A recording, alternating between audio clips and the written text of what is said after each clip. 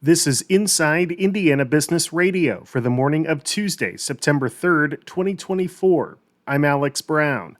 The second Rally Innovation Conference is in the books, and founder Christopher Day says attendance was up double digits over the previous year. Several thousand entrepreneurs, investors, and executives attended last week's event in Indianapolis, and Day believes it is more evidence of Indiana's emerging status as an innovation hub. When you look at things like our infrastructure and our talent, mission-critical industry, lifestyle, cost of living, regulatory environment, our number one rankings, right? Lilly is going to be $1 trillion valued company here very soon if they're not already.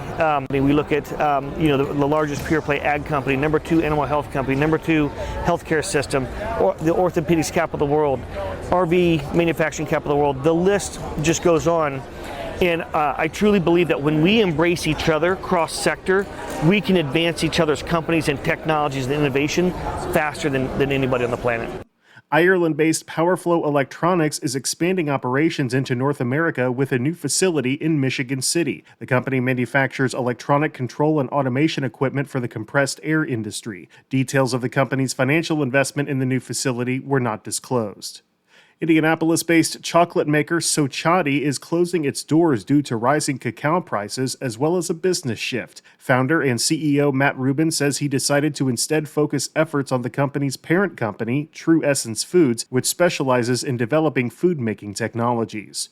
From the number one source for Indiana business news, this is Inside Indiana Business Radio. IBJ Media, Inside Indiana Business, and the Indiana Economic Development Corporation invite you to the Engage Indiana series, presented by CareSource, Indiana University, and Old National Bank. With an unrelenting focus on growing Indiana's economy, we'll dive into each region's unique challenges and distinct opportunities for growth. 9 regions, 1 goal. Indiana's bold future starts here. Discover more and register at ibj.com/engage. Governor Eric Holcomb says a decision on whether to pardon former Clark County Sheriff Jamie Knoll won't come from his administration. IIB's Marek Mazurek has the story. Earlier this week, Noel pleaded guilty to 27 felony charges as part of a massive ongoing corruption case that could put him behind bars for more than a decade. Noel led Holcomb's campaign in 2016 and was part of his transition team.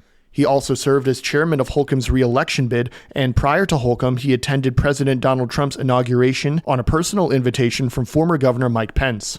But Holcomb, speaking virtually from Slovakia, said that the pardoning process would require a review of the conviction and sentencing. As of Friday, the judge assigned to the case hadn't yet accepted Noel's guilty plea, nor had a sentencing hearing been scheduled. Holcomb said a decision on a pardon would be made as outlined by Indiana Code and could be years down the road. Holcomb pointed to the pardon he granted Keith Cooper, who spent nearly a decade in prison for a robbery he didn't commit and received a $7 million settlement in 2022. Cooper was convicted in 1996, but later DNA evidence pointed to another suspect.